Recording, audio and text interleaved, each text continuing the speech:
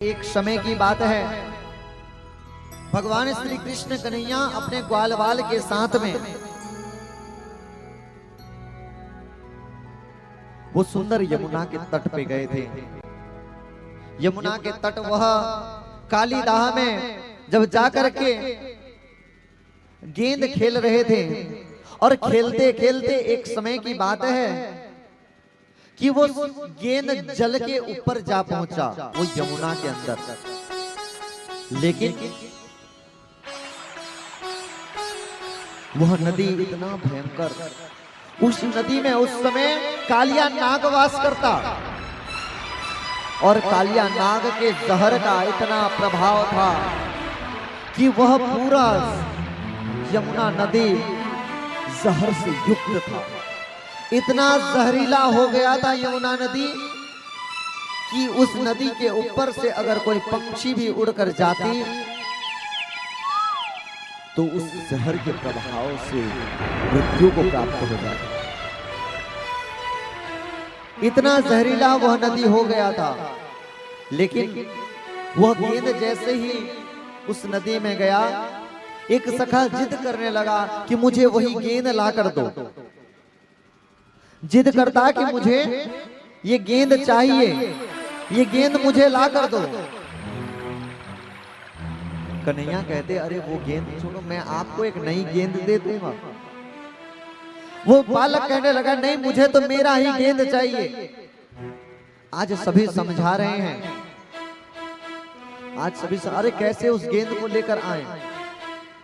वो तो यमुना में जा पहुंची है और यमुना इतनी जहरीला है, उससे निकाल कर लाना संभव नहीं है। लेकिन जिद करने लगा मुझे तो वही चाहिए, मुझे तो वही गेंद चाहिए। आज जिद करने लगा कि गेंद चाहिए। अब कृष्ण कन्हैया विचार करने लगे अब तो लाना ही होगा। आज कृष्ण कन्हैया कालीदाह के समीप जो वृक्ष था उस वृक्ष में चढ़ गए और आज यमुना में कूदने के लिए तैयार। और जैसे ही आज कूदने के लिए तैयार हैं, सभी सखा रोक रहे, अरे कृष्ण रुक जाओ, इसकी बात छोड़ो, आप रुको, हम इसे दूसरा गेंद दे देंगे, आप मत कूदो। लेकिन देखते देखते कृष्ण कन्हैया आज यमुना नदी में कूद गए। जैसे ही कूदकर अंदर गए, सभी आज ग्वाल बाल में शोक व्याप्त हुआ। अरे कृष्ण यमुना में कूद गए, ये इतना जहरीला है। और जैसे ही कूदे हैं, आज सारे ग्वाल बाल में हाहाकार मचने लगा। अरे कृष्ण को यमुना में कूद गए, यमुना में कूद गए। कुछ सखाओं ने जाकर संदेश दिए, पूरी गांव इकट्ठा हो गए। आज जैसे पूरे गांव इकट्ठा हो गए, आज कृष्ण कन्हैया अंदर गए। उस अंदर जब गए तो अंदर देखे कि कालिया नाग शयन कर रहा है। नाग पत्नी ने कहा, अरे बालक तुम यहाँ कहाँ आ गए? तुम्हें यह नहीं पता कि यहाँ पे कालिया नाग का स्थान है, इसके प्रभाव से तुम्हारी मृत्यु हो जाएगी। कृष्ण कहने लगे मैं तो इसीलिए आया हूं, इसे जहर मुक्त करने के लिए। कहाँ है तुम्हारा नाग कालिया? कहने लगे वो सो रहा है, तुम्हारा भला होगा कि तुम अभी चले जाओ। जब नहीं मानते हैं और अंदर से जैसे ही कालिया नाग को देखे, आज कालिया नाग से परस्पर आज युद्ध होने लगा। कालिया नाग आज जैसे ही झगड़ने लगा है आज कृष्ण को, कृष्ण आज पकड़े। आज परस्पर दोनों में जब युद्ध होने लगी, कालिया नाग और उसमें जब परस्पर युद्ध होने लगी,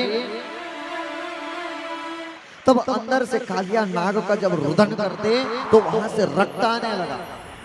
और रक्त जैसे ही निकलने लगा, आज सारे ग्वाल बाल देखते कि जल के अंदर से रक्त आ रही है ऊपर।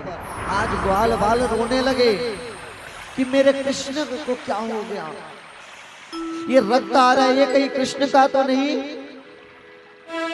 लेकिन अंदर देखते देखते आज कृष्ण कन्हैया वो सुंदर सा रूप धारण करके आज कालिया नाग का मान मर्दन करते हुए आज वह सप्तपेनी कालिया नाग के सर पे खड़े हुए हैं और आज बाहर आए हैं। कालिया नाग के सर में आज तांडव नृत्य कर रहे हैं। आज कृष्ण कन्हैया आज उस कालिया नाग का मान मर्दन किए हैं और मान जैसे ही मर्दन किए आज कालिया नाग भगवान से कहने लगा, यहां भक्तों एक बात ऐसी आती है कि यहां जब कालिया नाग का निवेदन किया, जब प्रश्न किया, भगवान भी मौन हो गए। भगवान के पास भी उत्तर नहीं था। जब कालिया नाग का मान मर्दन किए, कालिया नाग कहने लगा, हे नाथ, हे परमपिता परमेश्वर, हम तमोगुणी और हम में तमोगुण आपने दिया है। हम ये बात तो सही है कि हम यहाँ पे विष दे रहे हैं, यह बात तो ठीक है कि हम विष फैला रहे हैं, लेकिन स्वामी